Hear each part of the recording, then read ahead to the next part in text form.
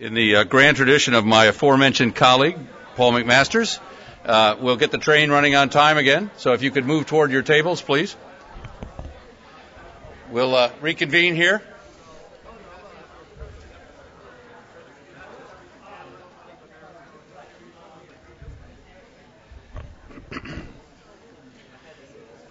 All right. Those of you in the other room, last chance to get that breakfast roll back in here. Maybe the first chance. Well, if I might get your attention, one of the longstanding partners, colleagues, friends of the First Amendment and the First Amendment Center has been the Reporters Committee for Freedom of the Press. In any number of ways, they are engaged in and comment on and occasionally litigate issues related to freedom of information. But the Executive Director, Lucy Dalglish, has a very different task than that this morning. So with that, Lucy Dalglish.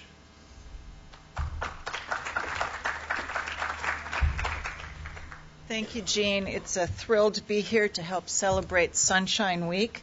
The Reporters Committee is delighted to have been asked by the American Society of News Editors to be a co-sponsor this year of Sunshine Week. It's been a whirlwind of activity, and thank you all for coming to today's event. Today we're fortunate to be able to hear from one of the nation's leading First Amendment experts. And it's hard to introduce Bob O'Neill adequately without eating up all of his speech time. But most recently, he was the director of the Thomas Jefferson Center for the Protection of Free Expression at the University of Virginia, which he supervised for many, many years. He had moved to Virginia in 1985 to become the University of Virginia's sixth president, a position he held until 1990. But he had been a First Amendment scholar for much, much longer.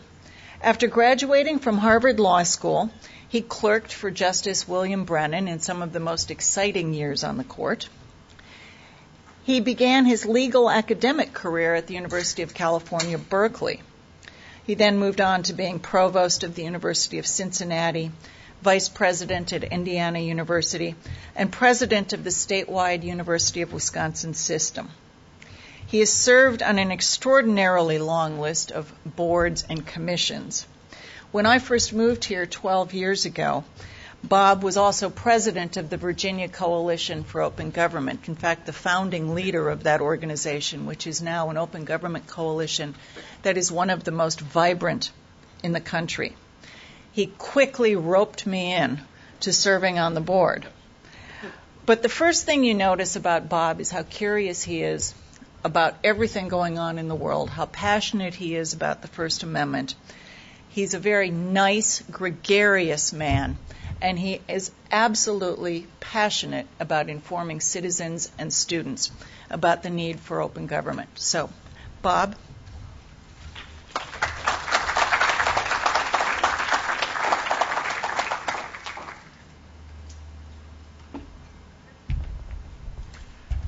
Thank you, Lucy. Actually, that was pretty much my speech. But I think I can find a few other things to add to it. I was reflecting upon this forthcoming occasion, not only Mr. Madison's birthday, but what I assume is St. Patrick's birthday, although we don't call it birthday. As Ron Collins just mentioned, those of us of Hibernian origin or descent don't usually confuse the 2 days. We know clearly the difference between the 16th and the 17th. Happily, we try to celebrate both of them in equal measure. I must say this, Lucy's welcome and Jean's greeting strike a much more responsive chord than experience I had, a week or 10 days ago. One of those evenings that just goes on and on, you think it'll never end. And I had a speech that I thought was okay, but certainly not first class. But afterwards, a former student of mine came running up and said, "Gee, that was a great speech. Is it going to be published somewhere?" I said, "Oh, I don't know. Maybe it'll appear posthumously. Who knows?" She said, "Oh, goody, in that case, the sooner the better." So I'm happy to report we're still looking for a publisher. But with thanks both to Jean and to Lucy, I am delighted to be here for a variety of reasons, some of which I hope will become apparent during the course of this half hour or so. In much earlier and less complex times, as many of you who are lawyers know, first-year law students used to be told that all they needed to know about the Interstate Commerce Clause could be captured in a 3-line restatement of the law. It went like this: Congress may regulate interstate commerce. Second, the states may also regulate interstate commerce, but not too much. Third, how much is too much is beyond the scope of this restatement. These days, I've been pondering a comparable restatement of the topic that we're addressing this morning. It would go roughly as follows. The First Amendment protects free speech and press with a very few exceptions. Freedom of information laws also protect open government and access with only a few exceptions. When and how one form of protection trumps the other is beyond the scope of this restatement. And I hope to develop more clearly in the next few minutes just what a striking dilemma those of us who have been in the freedom of information open government field as well as the First Amendment field for some years are now, literally just now, facing. Well, we do know that Mr. Madison discovered this tension 2.5 centuries ago. It's not that open government and free expression are not adversaries, although they sometimes turn out to be uneasy allies. During the past half century or so, the tension between these two values has become much tighter. I would say the stakes on both sides have risen dramatically. So as we approach the anniversary of the federal FOIA law, it's only a few years away, 4 years down the road, taking account of these strains seems to me long overdue. We might even fairly ask where we'd be today had the federal FOIA never been adopted. Would First Amendment protection for access and transparency be stronger or weaker, or about the same? So I'm especially pleased to be able to make life a little more complex than I'd expected when Gene Polizinski asked me to take on this assignment. But fair warning is in order. The material you are about to encounter is not only unsuitable for young children, but also even for the faint of heart. It turns out that this very issue is being addressed this month, in fact, probably this week, by the Maryland General Assembly. So let's take a short side trip to Annapolis for an update I think you'll enjoy. Given everything else that has been going on in Annapolis these days, it's just barely possible that some of you may have overlooked such issues as same-sex marriage, housing foreclosures, budget crisis, and others. Thus, it is barely possible that you may have overlooked House Bill 62 and Senate Bill 592. Everyone recognize? Okay, maybe a brief summary might be in order. Quite simply, Maryland is on track to become the 6th or 7th state to offer statutory protection under the public records law to documents and materials that have been produced or collected by academic researchers or scholars. Now, we'll look in a moment at the pros and cons, but before doing that, let me just try to set the context that frames this current debate over the Maryland bill. Just about a year ago, the American Tradition Institute. It's a possibly euphemistic description of a conservative think tank, submitted a FOIA request to the University of Virginia for a broad array of sensitive documents related to the research of Professor Michael Mann, who's a climatologist who now teaches at Penn State. He became widely known for developing what became known as the hockey stick model of global warming, which indicates that the Earth's temperature has increased substantially over the past century. ATI's demands swept very broadly, requesting, among other things, every email message sent to or from Professor Mann over a span of years. After an initial standoff, the University of Virginia and ATI reached an agreement to share the targeted materials. Last November, a state judge not only ruled in the university's favor, but also allowed Mann to intervene in the lawsuit and, for the first time, to assert independently his own legal interests. Now, let me note, to avoid confusion, of which probably there's enough already, that this litigation is completely separate and distinct from Virginia's recently rebuffed demand for climate-related records from Professor Mann. Attorney General Cuccinelli had sought such data through subpoenas, claiming to document alleged contractual fraud against Virginia state taxpayers. The state's highest court, just a week and a half ago, ruled unanimously against the Attorney General, noting on very narrow but completely dispositive grounds that the applicable statute didn't authorize any such proceeding. UVA and others also sought relief on academic freedom grounds, which the Virginia Supreme Court mercifully found unnecessary to reach. In a welcome and, I would have to say, ironic twist, the justices provided a completely adequate and independent state law ground which forecloses any remote possibility of possible federal review. Clearly, this was not Mr. Cuccinelli's best day. The FOIA issues will probably be with us for quite some time, however, with what we hope will eventually be an equally positive outcome. What I've heard is that about 10,000 of the contested emails have been ruled on, but there are another, I think, 130,000 that are still being reviewed by a Fairfax County Circuit Court judge. Meanwhile, let me turn north and west for another fascinating controversy. University of Wisconsin history professor William Cronin, who happens to be the current president of the American Historical Association, attracted the attention of the Wisconsin Republican Party.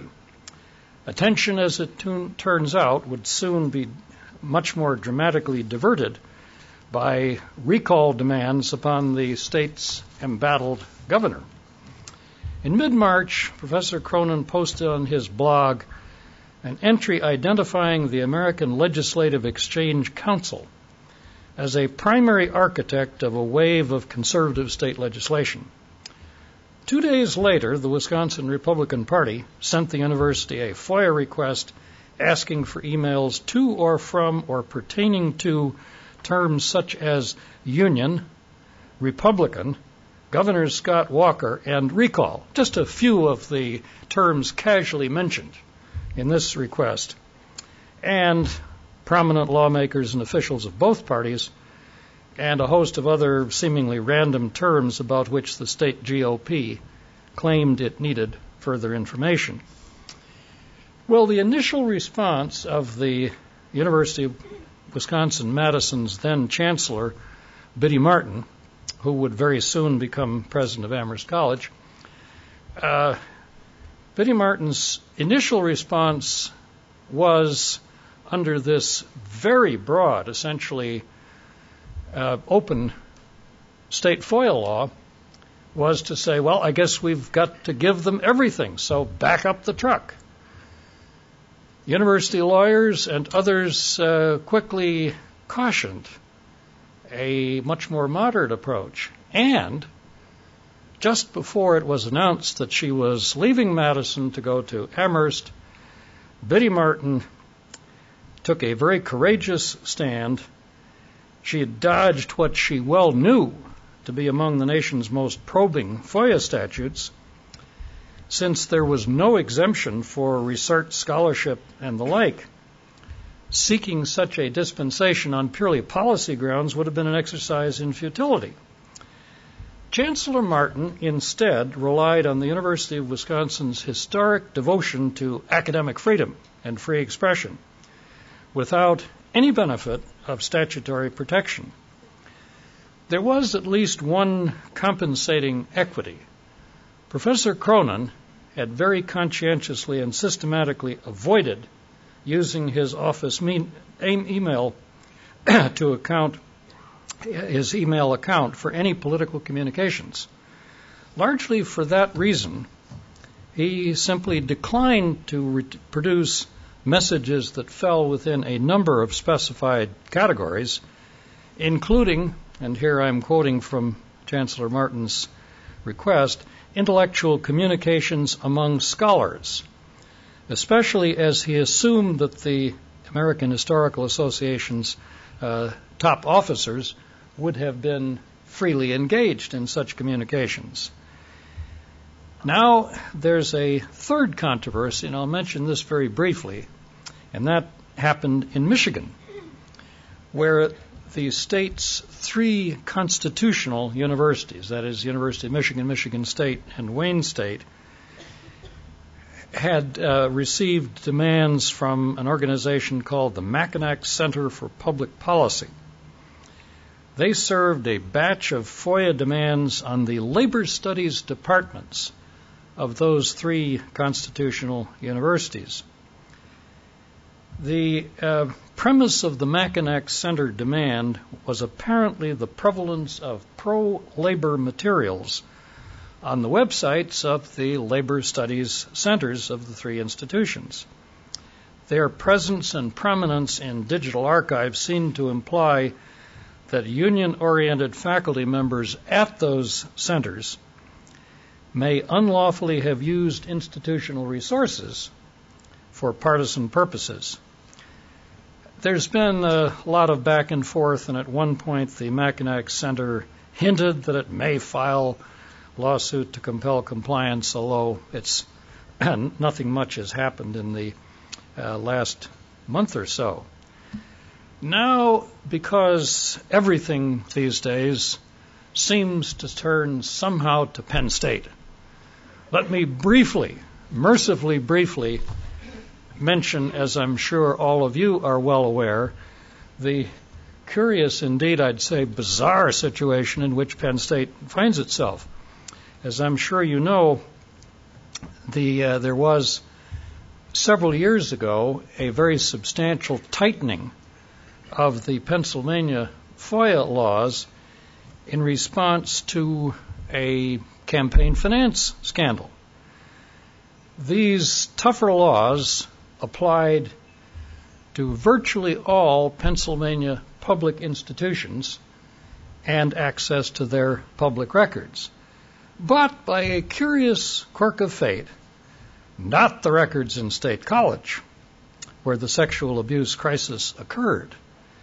Penn State, along with Temple, Pitt, and Lincoln, were ironically spared the tougher FOIA provisions because of their unique status as state-related and state-assisted institutions.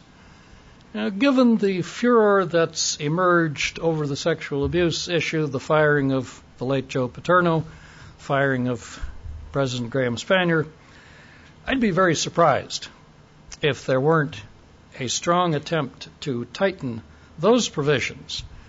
But I understand that the folks at Pitt and Temple, and maybe Lincoln as well, are very unhappy about the prospect that Penn State's tragic experience will somehow taint their recently amended and, in their view, strengthened FOIA laws. So I'd say we definitely need to stay tuned on that one. Now, when it comes to the specific issue of protecting academic research and scholarship, variety of this sort is no less evident. The situation in Virginia turns out to be emblematic. The Old Dominion has been the battleground for both FOIA demands and subpoenas from Attorney General Ken Cuccinelli. We now encounter yet another irony. Virginia, notwithstanding Mr. Cuccinelli, has in fact enacted, as I'm sure most of you know, one of the most benign safeguards for sensitive research materials. The relevant Virginia statute, quote, exempts data, records, or information of a proprietary nature produced or collected by or for faculty or staff of public institutions of higher education where such data, records, or information has not been publicly released, published, copyrighted, or patented. Well, that's just one of the factors which will doubtly play out in connection with the American Tradition Institute email requests.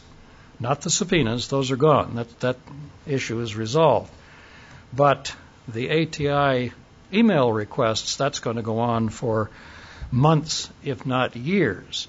And clearly, this almost the protective of all state FOIA exemptions for research and the like, that's undoubtedly going to be featured. Indeed, some of us have already been involved in filing a couple of briefs basically supporting the University of Virginia Board of Visitors, which as a former president I'm always happy to do, and they are clearly on the right side, having taken a very courageous stand, and a number of us have stepped up in support of the UVA board position.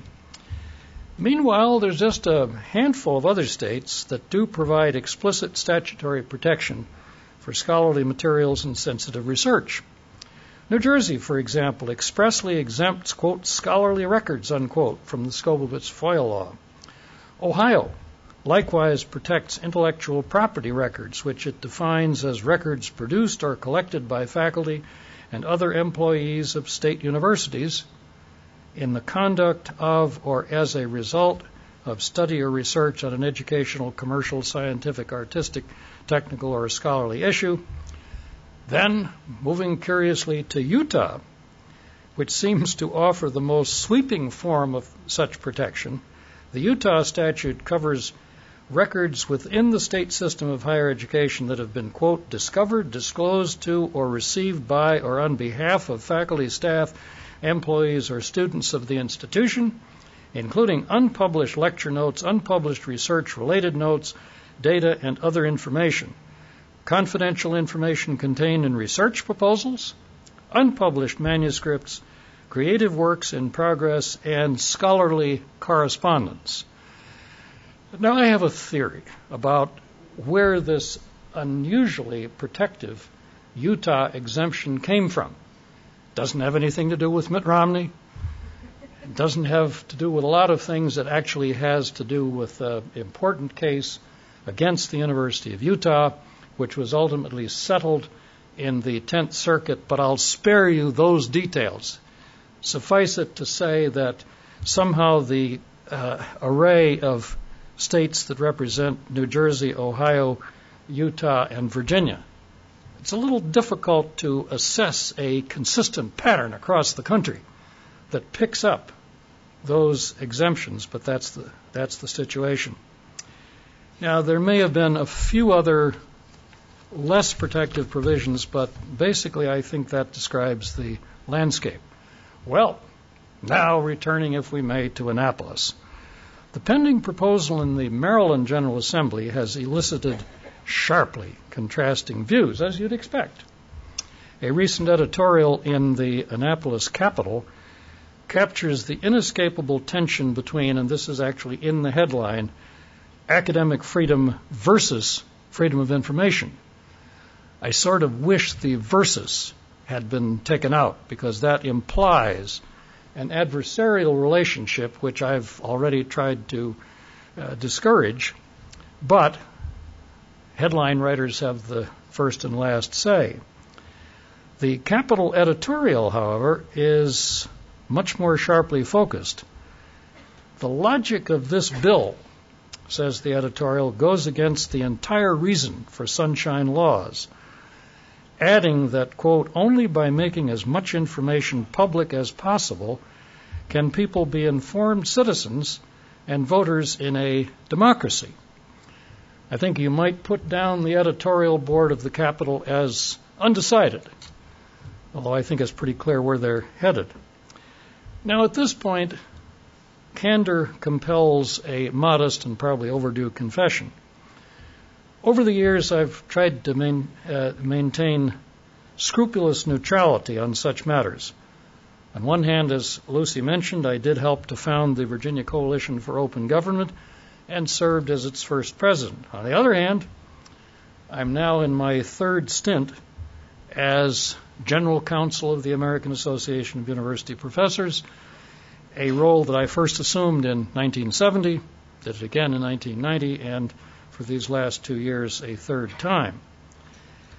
On balance, I think I would support a specifically protective provision along the lines of the Maryland proposal. And yet, I am keenly aware that there may be abuses, and there are very strong, as the Capitol editorial makes clear, there are very strong policy considerations. But better than that, what I'd now like to do is to say we shouldn't be forced. We ought not to have to make a choice between A or B. Why can't we, this is sort of like why can't we all get together? Why can't we simply recognize the coexistence and juxtaposition of two powerful bodies of policy and precedent? Well, there's a lot that's happened in this half century. By the time the federal FOIA law was enacted in 1966, there had already been 4 years of momentous First Amendment litigation since the Warren Court first achieved the majority that brought about the New York Times libel privilege, brought about a revolution in protecting civil rights, and a host of other forms of advocacy. So that by the time the FOIA law was enacted in 1966, the climate for free expression was dramatically different from what it was, let's say, when I taught my first First Amendment course at San Francisco State University in 1962. That's a very short time. But there's, of course, a reason. When I was appointed as a Supreme Court clerk, Justice Frankfurter was still on the court. And therefore, my co-clerk, Judge Richard Posner, and I assumed that we would be dealing with precarious, tenuous majorities and that Justice Brennan would lose as often as he triumphed. A funny thing happened on the way to the 1962 term of the U.S. Supreme Court. After both of us had been appointed, Justice Frankfurter suffered a relatively mild stroke, but that caused him to retire to the court.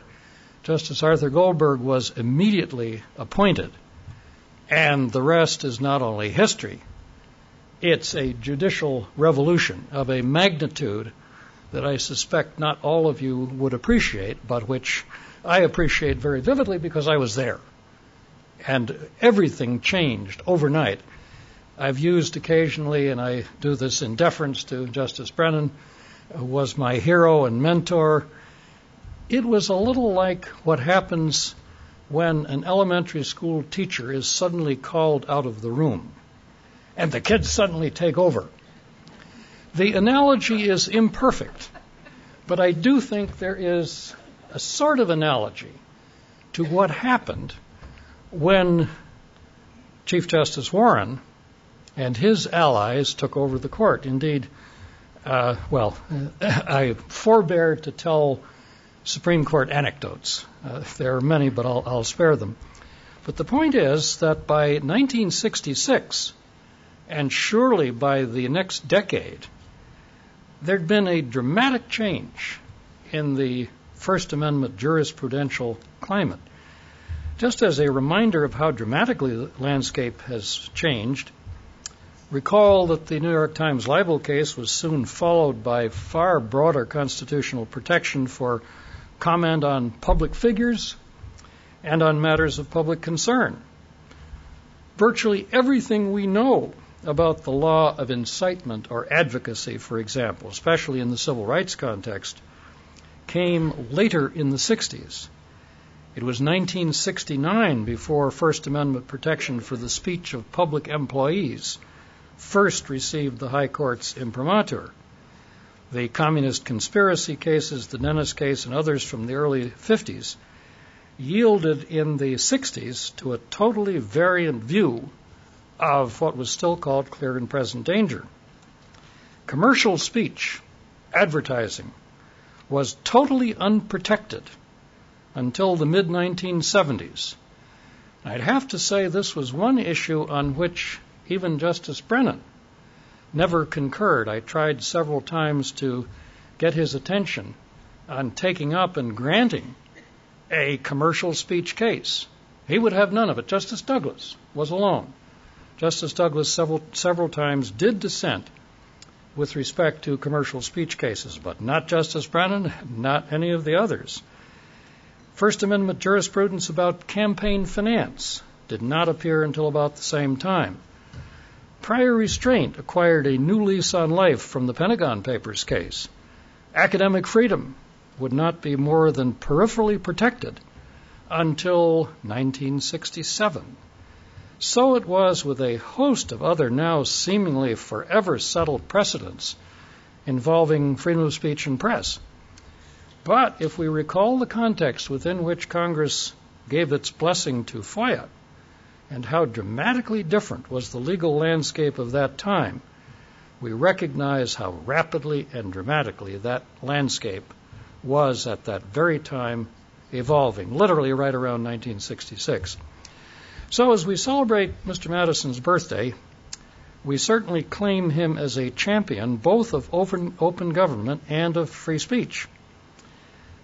I think he said it best in this excerpt. A popular government without popular information or the means of acquiring it is but a prologue to a farce or a tragedy or perhaps both.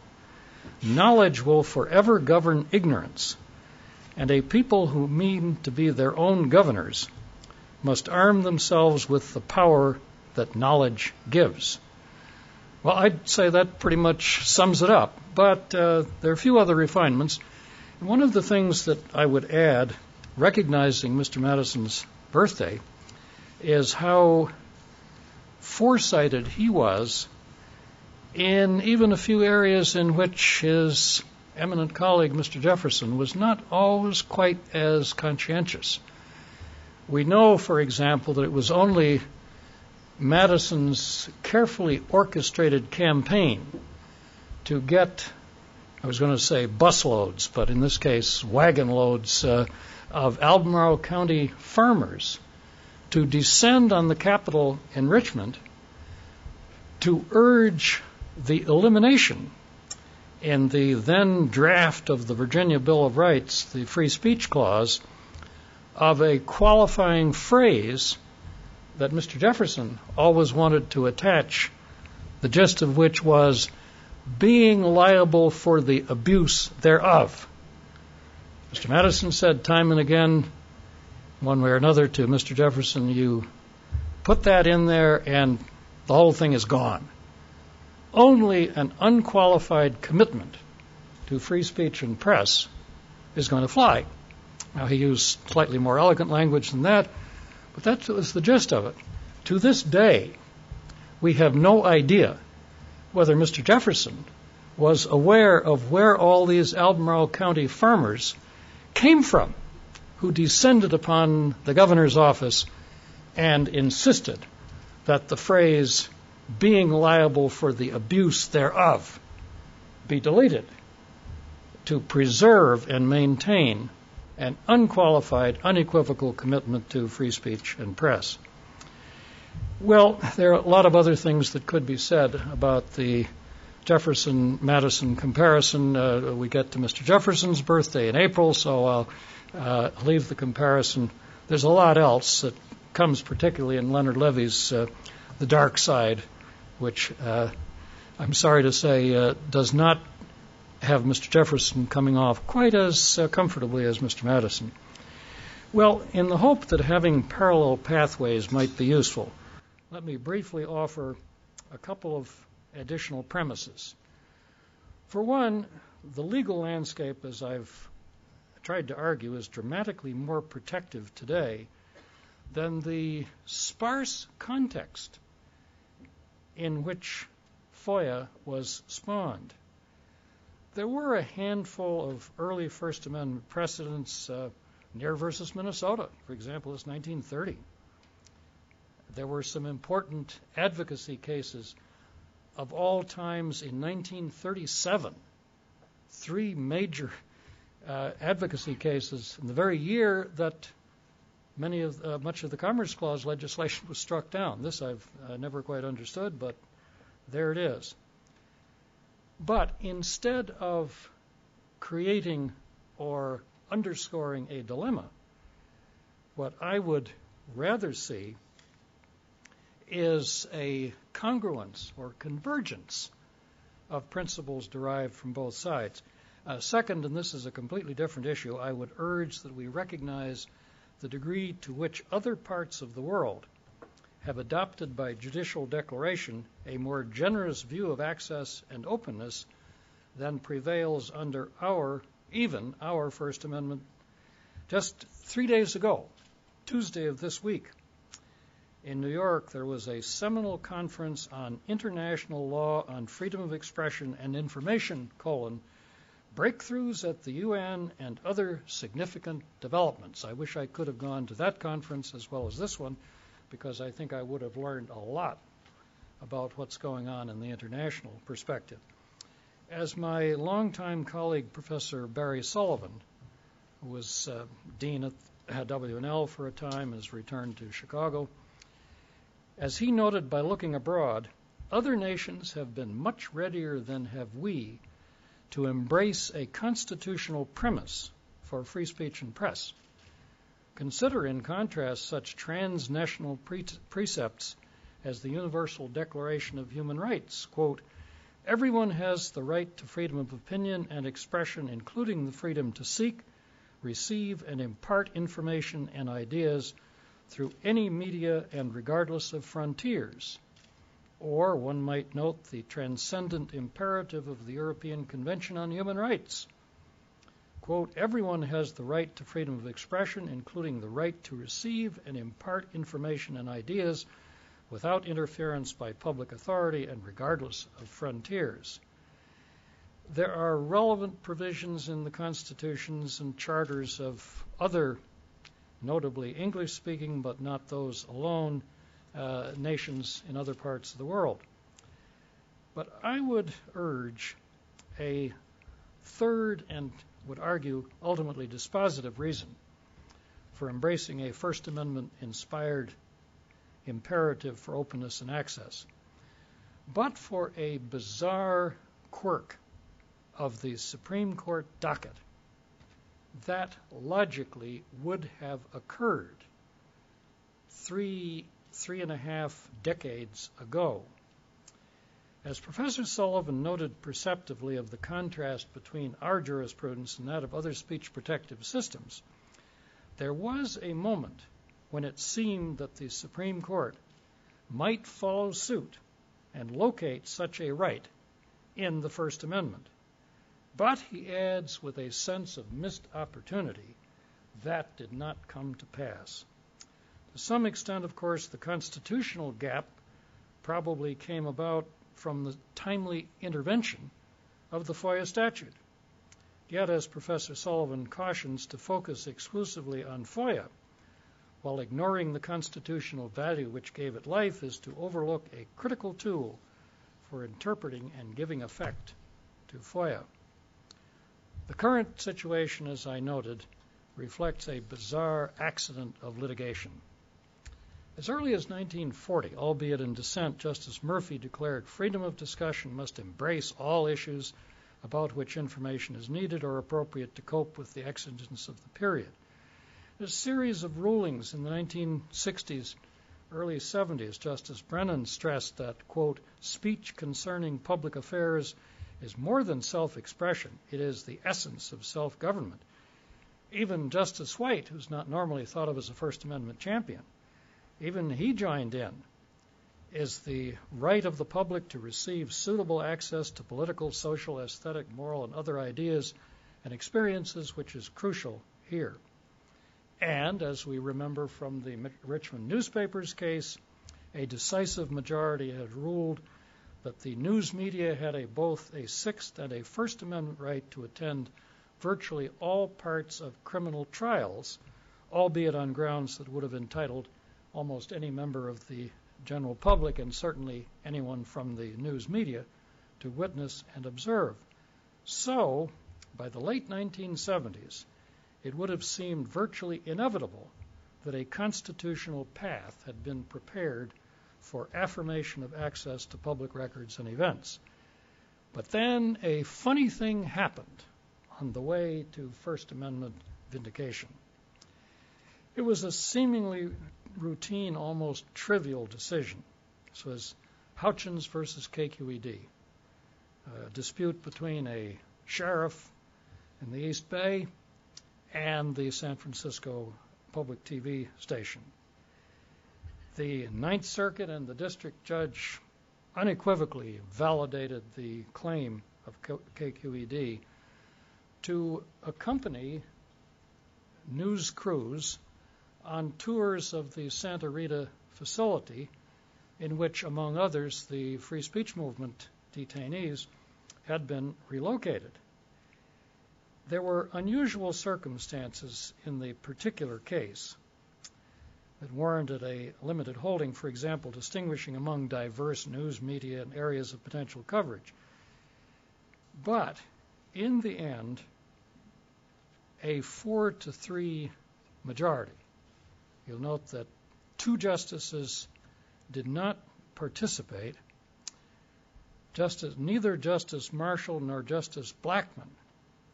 I know why Justice Marshall, but I never understood why Justice Blackmun did not participate, leaving this 4-3 majority, from which Justices Stevens, Powell, and Brennan forcefully dissented, leaving Chief Justice, Justice White, and Rehnquist. Sounds like a 3-3 split. Then came Justice Stewart.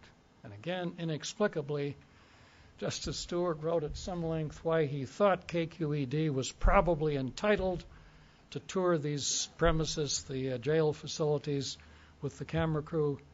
But in the end, there were a couple of glitches that caused Justice Stevens to join the majority. Well, armed with even so fragile a mandate, the Chief Justice left not the slightest doubt about his and his conservatives' view of the merits. Despite seemingly sympathetic references to, in earlier cases, to, quote, the importance of an informed public as a safeguard against misgovernment and the crucial role of the media in providing information, those are both quotes from the Chief Justice, the prevailing opinion was unequivocal and unsparing in nailing shut the constitutional First Amendment door. On 5 or 6 separate occasions, quote, this court has never intimidated a First Amendment guarantee of a right of access to all sources of information within government control. It goes on, the plurality resoundingly rejected any, quote, basis for the claim that the First Amendment compels others, private persons or governments, to supply information. And just in case you might have missed the punchline, this is yet another example. The media have no special right of access to the particular facility different from or greater than that accorded to the public generally, which is a clear reference to the Richmond newspapers and court coverage case. That, quite simply, was that. End of case. end of series of cases, end of jurisprudential discussion. Some would say end of First Amendment claim, period, with respect to access to information, whether it be public records, open meetings, or whatever. Now, it may be that because of the intervention of federal FOIA and all the state FOIAs that ensued, maybe it never mattered all that much that the Houchins case was decided. The major premise of that decision has never really been revisited by the Supreme Court. You notice how conscientiously they have systematically, the court has absolutely refused ever to get into this area again. So it may be FOIA. It may be, who knows, so much else had been accomplished with respect to First Amendment issues that somehow this didn't seem to matter. But as we celebrate National Freedom of Information Day, I think we should take another page from Mr. Madison on enduring First Amendment grounds. It seems to me the time is long past for a systematic quest to reinstate constitutional as well as statutory protection for access and openness. The 5 or 6 states that have already taken this step in regard to scholarly materials have surely engaged in no ideal or hypothetical action, but have ensured the enduring prospect of 2 parallel paths to protecting free expression. So I can think of few developments that would more clearly please Mr. Madison, and given my ethnic identity and heritage, I venture that St. Patrick would probably add his blessing as well. Thank you.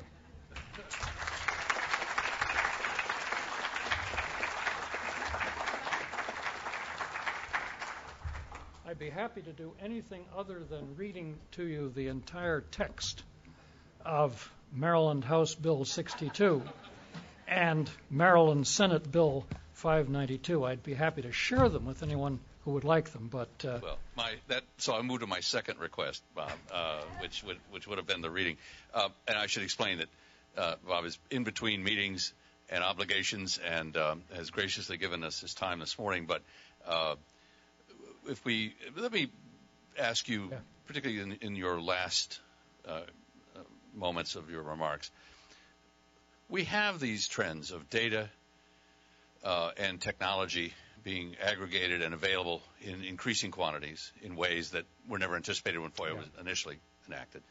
And then we have the irony mentioned by other speakers this morning, I think before you arrived, about at times less data therefore being available for various reasons. The future of FOIA, you mentioned, would it have come about, would we have access to information without it? 20 years from now, what will FOIA look like? Is it possible in this environment to make that prediction? If so, what would you say it is? Probably not, Gene, but I am comforted by the notion that happily the First Amendment doesn't change. Miraculously, the definition of speech and press turns out with a few notable exceptions, one of which, in my view, is licensed broadcasting, which was a disaster, and the other disaster, well, there are several disasters, but as we approach literally the centennial of the first motion picture case in 1915, clearly the courts have never caught up with that anomaly. Courts in Australia and New Zealand, for example, have no hang-ups about licensed broadcasting. They just treat print press and electronic press essentially the same. That is not true of all countries, and Canada does not follow the same suit. But somehow we live with definitions of speech and press which are in many ways alien. So I'm comfortable with leaving speech and press where they are, and I guess My concurrent plea, Gene, would be to do the same with respect to electronic media. I am keenly aware that any change in the definition of how you deal with a blogger and so on, those are tough issues. And for people like Gene and Lucy and others, those are daily concerns, which mercifully, as a First Amendment lawyer, I don't have to deal with. But I think partly because there may be major changes down the road with respect not only to federal but to the state FOIA laws, for one reason, I would be much more comfortable if the First Amendment underlay or background were much more fully protected, so that if we run into a real problem of some kind, some state Supreme Court strikes down the core of a state FOIA law, we can always fall back. And I think even with a sharply divided Supreme Court, I was mentioning to Lucy and Jean earlier that about 10 months ago I had a wonderful 50th reunion with Justice Kennedy, who sat right next to, and I sat together throughout a whole year of constitutional law at Harvard.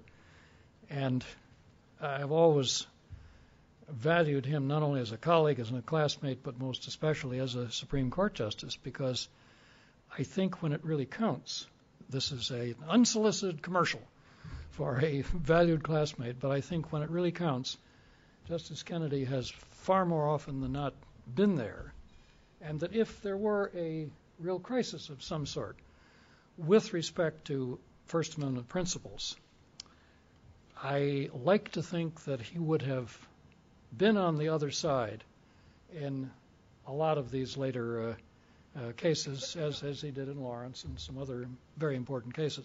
But this, Gene, simply underscores my plea for getting back to a constitutional underpinning, a central premise, if at the least a sort of just-in-case mode.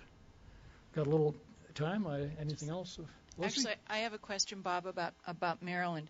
We were up there, the Reporters Committee and the D.C. Maryland Press Association, and the other night we were successful, I think, in getting them to pull both of those bills. And here's why. Maryland already has protection for academic research, and it's fairly broad. And when Mark Karamanica and Eric Lieberman from the Post and others went up there to talk to the legislators who were supporting that bill, we said, well, what's the problem? What's going on here what's not protected under your current law? And they couldn't tell us. They also, forced our folks to go into a side room with the university's lobbyist and say, work something out, and it couldn't be done.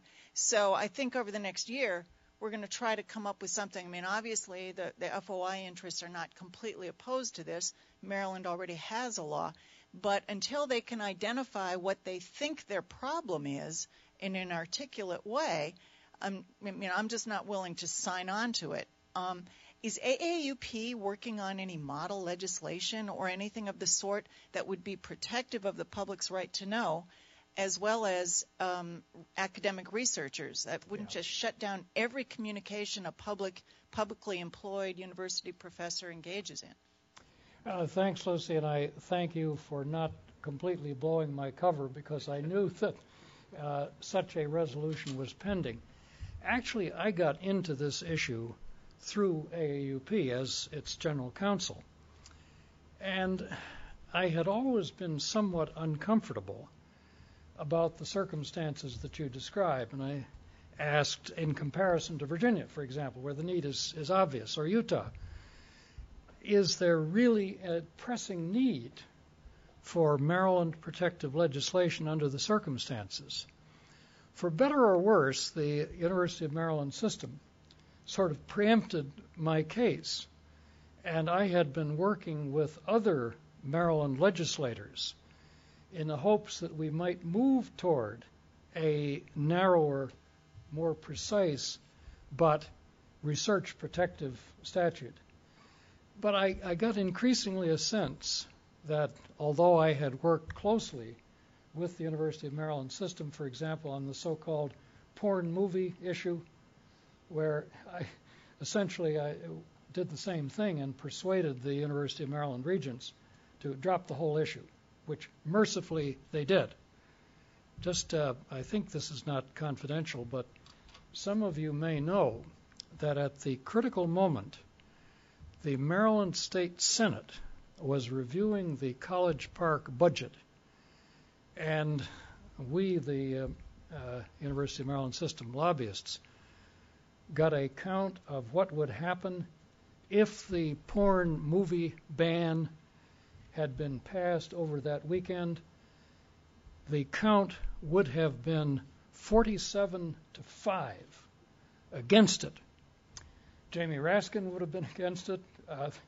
Sandy Rosenberg. There are a few other, a couple of people from Baltimore, somebody else from Montgomery. That's the 5. 47 would have been against it. So that was the point at which I decided the wiser course was to try to get this whole thing killed, which we did. And to this day, there's only one institution. This is a trivia question. Anybody know what No, there are two institutions that, as far as the First Amendment goes, have never been invalidated on First Amendment grounds, nor even seriously challenged. I won't ask you to show hands, but some of you will know that the Dallas Film Board is one, alive and well, simply because the last Dallas Film Board censor retired, and the city of Dallas decided it wasn't worth it. The other one is the Maryland State Board of Censors, where, again, there was a change in structure which made the Maryland censorship law moot, but not constitutionally invalid. So if your students and colleagues are ever looking for classic examples, it's like what prior restraints have not been invalidated. The progressive is the best case, but there are several others, including the tapes of General Noriega. Again, never struck down. But for the moment, the Dallas Film Board and the Maryland State Film Board are the only two institutions which, as far as the First Amendment and the courts are concerned, are alive and well. It's just that nobody wants to use either of them. Well, that's more than one may want to know, but I guess our time is... Unfortunately, Bob, but thank you. Please join me in thanking Robert O'Neill.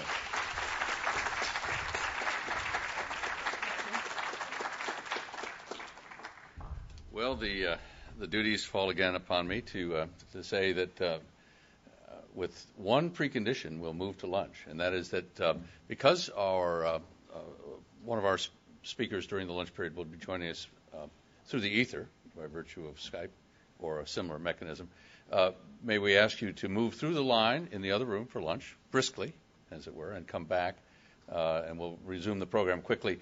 We hope to resume the program at 12:15, so it's going to require your cooperation. Thank you very much.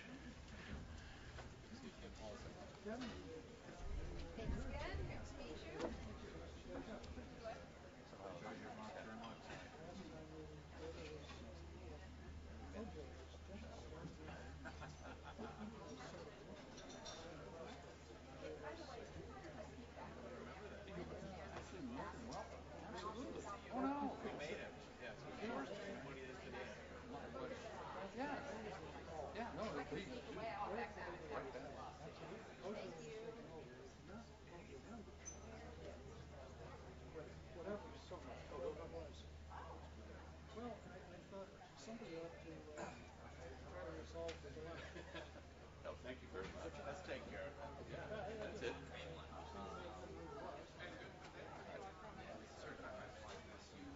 I hope that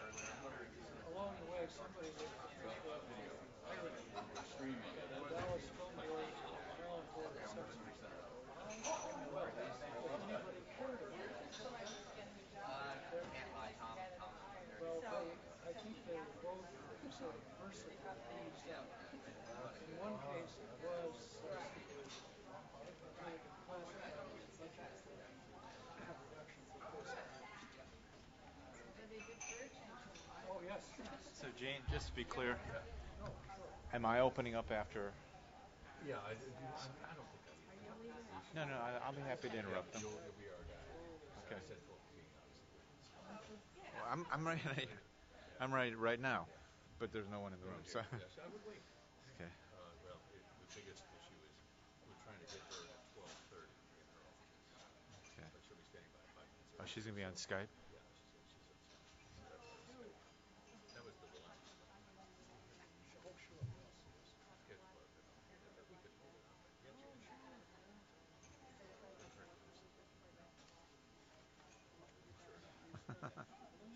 Hey.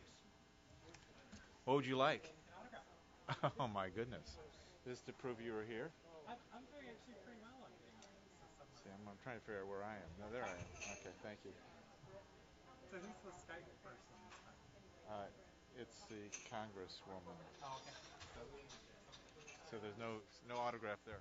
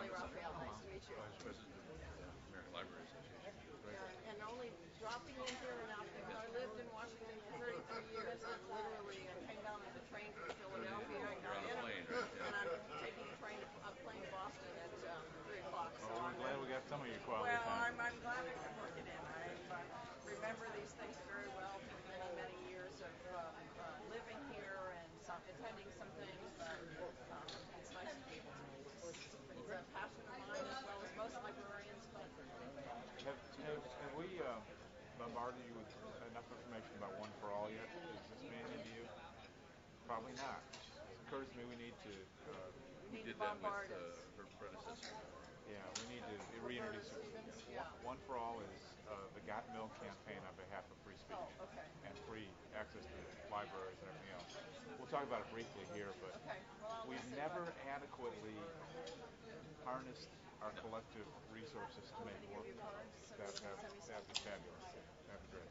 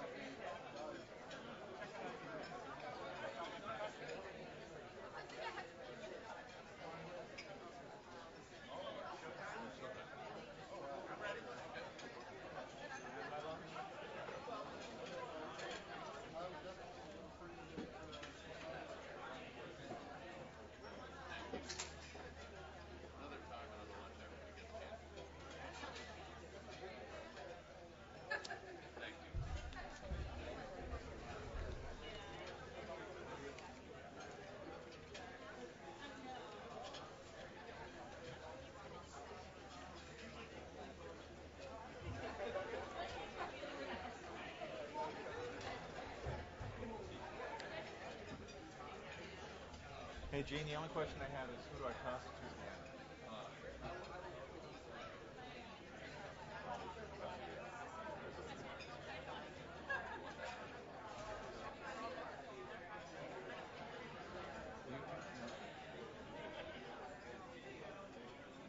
Let me just hold that for a minute. So.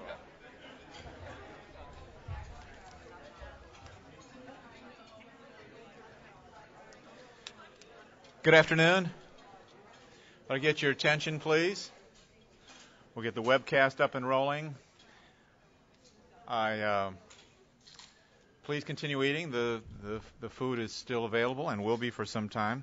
I'm Ken Paulson. I'm the president of the American Society of News Editors and the president of the First Amendment Center, which makes its home here at the Newseum and at Vanderbilt University in Nashville. On behalf of AS&E, I want to thank all of you for your support for Sunshine Week. It's been extraordinary, multifaceted, multi-tiered, and I know there are a lot of people in this room who fight daily for access to information, but we also know that the real key to long-term success in this area is making sure the general public understands the value of open public meetings and open public records. On that topic, I'd like to acknowledge two initiatives that engage the public on access and First Amendment issues, both of which wrap up this week. The first is the Sunshine Week Local Hero Award, co-sponsored by AS&E and our friends at the Reporters Committee, and funded by grants from the Knight Foundation and the Gridiron Club and Foundation of Washington, D.C. This year we honor Joel Chandler, a Lakeland, Florida resident who has sued dozens of local and state government agencies over the failure to follow that state's open records law. In second place, Eric Rockner of Seattle, whose work forced the Seattle Police Department to make videos from patrol car dashboard cameras public. And finally, the third place award went to Suzanne McCrory of Mamaroneck, New York, who twice successfully sued her village for failure to disclose records. We salute all three for their contributions to open government.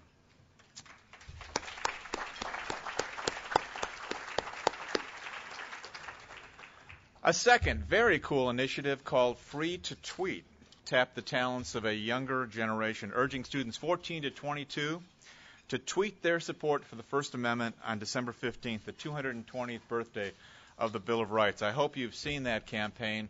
With the support of the Knight Foundation, Newseum, AS&E, and the First Amendment Center, we're announcing today the 14 winners of the Free to Tweet competition, each of whom wins a $5,000 scholarship. $5,000 for 140 characters. It's like $35 a character or something like that. Much more than that, actually. Significantly more than that. The most lucrative writing opportunity they will ever have in their entire career. It's going to be a rude awakening when they realize the real rates for journalism. Anyway, today we're posting the 22 winners of this competition. And I want to share with you a sampling of the winning tweets. Nicholas Cregan, 20, of White Plains, New York, wrote, "Silence might be golden, but silence never got much done in a democracy. Speak now or don't complain later."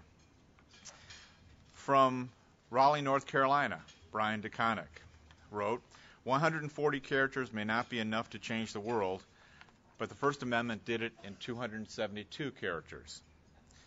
Imagine a world where MLK never had a dream, Dylan's answers were never blowing in the wind, and Ida B. Wells never had a vote. That's from Nico Perino from Elmhurst, Illinois.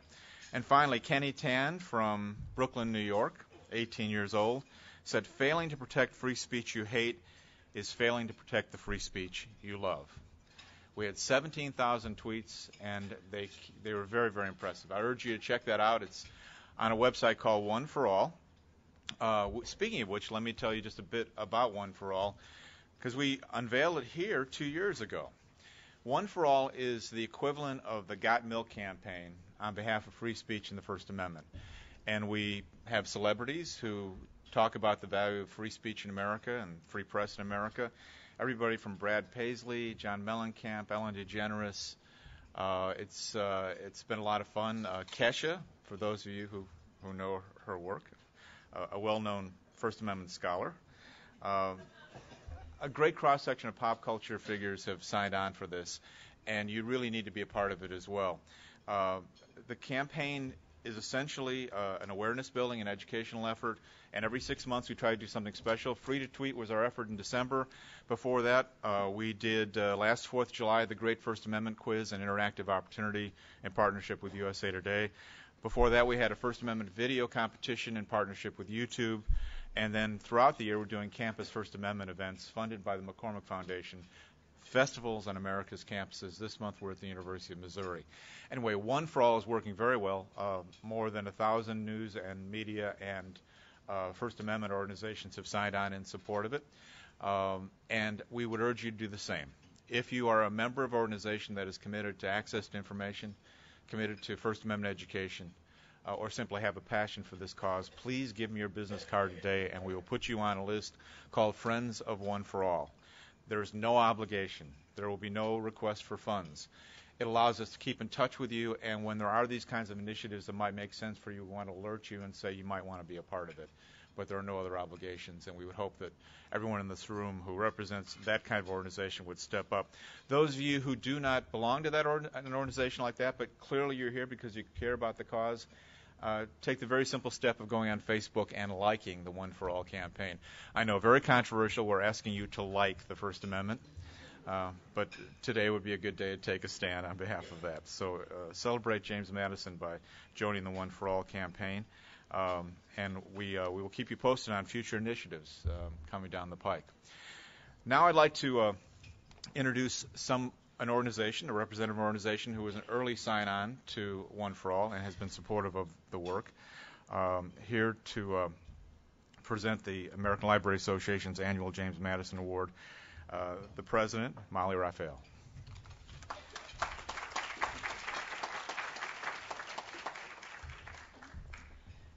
Thank you. It's a delight to be here with you today for this important annual occasion. I will tell you that I spent my career working in public libraries. In fact, just up the street here at the Martin Luther King Library, where I worked from 1972 till 2003, including as its library director, and then another system all the way across the country. So I have been in many of these discussions over the years in my role as a public library director. I'm delighted to be here on behalf of the American Library Association and to welcome you to the 23rd James Madison Award ceremony held annually on Freedom of Information Day. Librarians have long advocated for that access to government information is a public right and a principal function of the federal government. An informed citizenry is essential to the democratic form of government. We value the open and equal access to information not above justice, but as justice in motion. That's why we celebrate Freedom of Information Day today. We all know that access to government information is fragile, and we must be ever vigilant as we resist attempts to limit the public's right to know. As we commemorate James Madison's 261st birthday, we look forward to the day when we will no longer need to fight against the loss of public access to government information. The ALA's James Madison Award was established by members of the Coalition on Government Information in 1989 to celebrate individuals or groups who have championed, protected, and promoted public access to government information and the public's right to know. Today, we are here to honor, celebrate, and recognize one of those champions. Our awardee is joining the ranks of former James Madison Award winners, such as Congressman John E. Moss, the author of the Freedom of Information Act, former White House Chief of Staff and Obama Transition Team Chair John Podesta, and journalists Nina Totenberg, Brian Lamb, and Scott Armstrong, who have each, in their own way, helped to ensure a more open and transparent environment for our country. Now, I have the distinct pleasure of presenting this award to Representative Zoe Lofgren, Congresswoman of the 16th District of California. Thank you very much. As James Madison himself once proclaimed, Those who expect to reap the blessings of freedom must undergo the fatigue of supporting it. For freedom is a virtuous right to be vigilantly defended, generation after generation, if we are to remain in the future what we seek to be in the light of the present, a free and honorable people. Representative Lofgren's tireless effort in Congress demonstrates the truth of Madison's words. Since 1994, she has served as a Democratic member of the U.S. House of Representatives. She has long been and continues to be a champion for libraries and those they serve, and is highly regarded in the library community for her work on copyright, digital rights, network neutrality, and open access to information, among other issues. In addition, Representative Lofgren doesn't shy away from tough legislative issues, as demonstrated during the U.S. House Judiciary Committee's recent markup of Stop Online Piracy Now, or SOPA. During the lively debate on the House floor, the Congresswoman called attention to the potential harm the bill would inflict on First Amendment free speech rights, intellectual freedom, cybersecurity, and privacy rights, and was instrumental in ultimately halting further action being taken on the bill.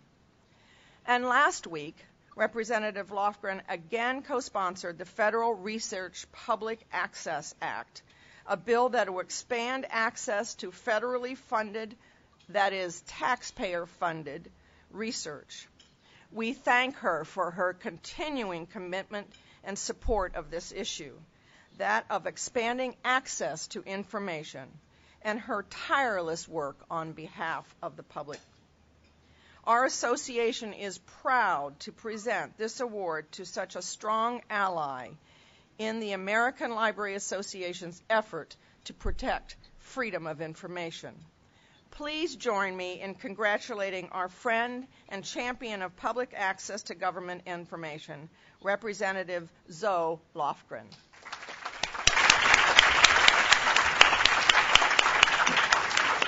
Well, thank you so very much.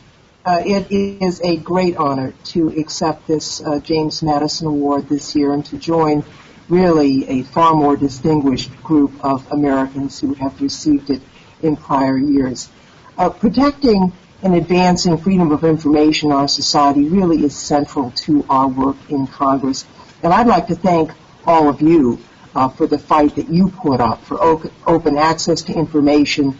And really, librarians more than anyone else perhaps know about the public's right to know and are challenged to make sure that the First Amendment rights that our founders guaranteed to us are not diminished under our watch. You have the power to help educate the public about free expression and freedom of information, and, of course, to hold government officials accountable on these issues. And you're right, we've had fights over these past years over transparency, copyright, due process, privacy, and probably those fights are not going away.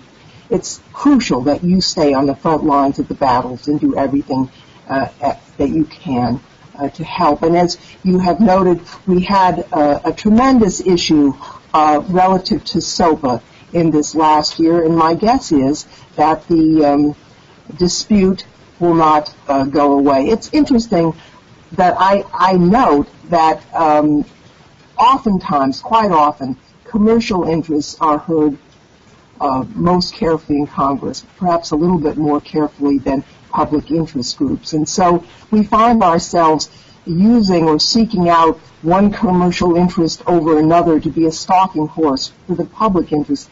But that doesn't always work because the commercial interests are not always perfectly aligned with the public interest. And I think this fight over SOPA was a great example of that.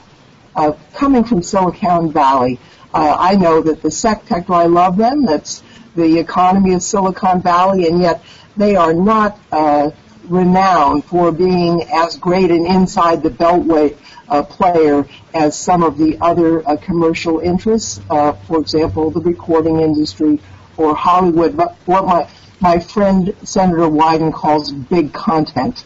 SOPA and PIPA really pose a major threat to freedom of expression, and yet there was tremendous support in the Congress. And I will say that this was a measure in the House that was headed for a vote, a positive vote in the Judiciary Committee and also on the floor of the House. Now, the bills would have, in essence, created an internet filtering regime in the United States that would use some of the same technology used by repressive foreign governments. It would have forced websites and cloud computing services to really monitor what their users did, and would have triggered a flood of probably abusive copyright litigation against both foreign and domestic sites. Now, what stopped this? Obviously, some have said it was, Silicon Valley versus Hollywood, but that really wasn't what happened. I've never seen anything quite like it.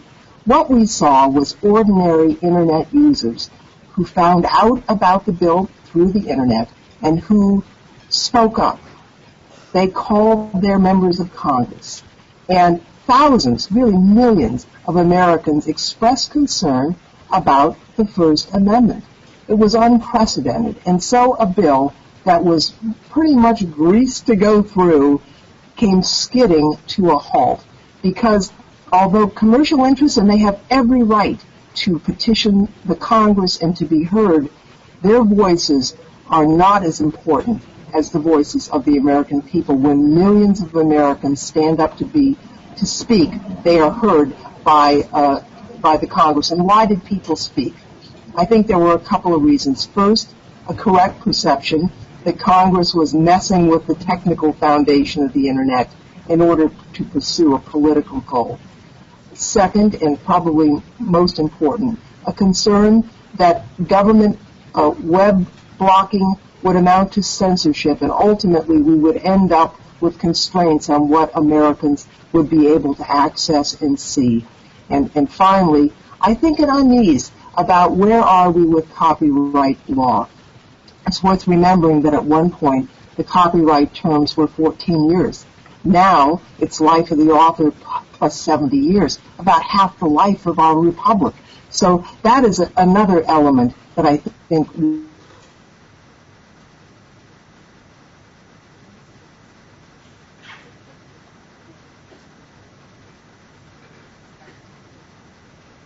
I don't see the hand of censorship here. More likely, somebody lit on a wire somewhere over Oklahoma, I think. We'll try to get her back in a moment.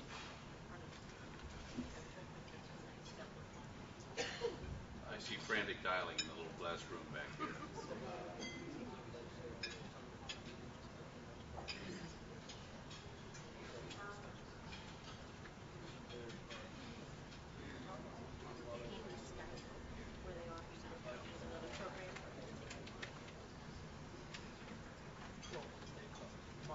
Famous words. I'll go check.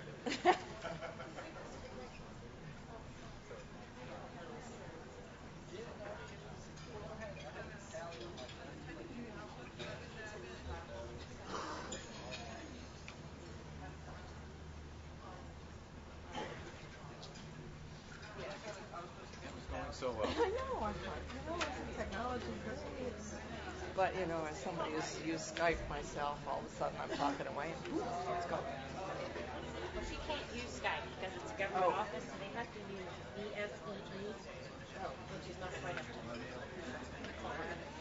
I'll follow up. Thank you. Well, it's still, think about it. It's actually, I was thinking about SOPA and PIPA, and one of the things is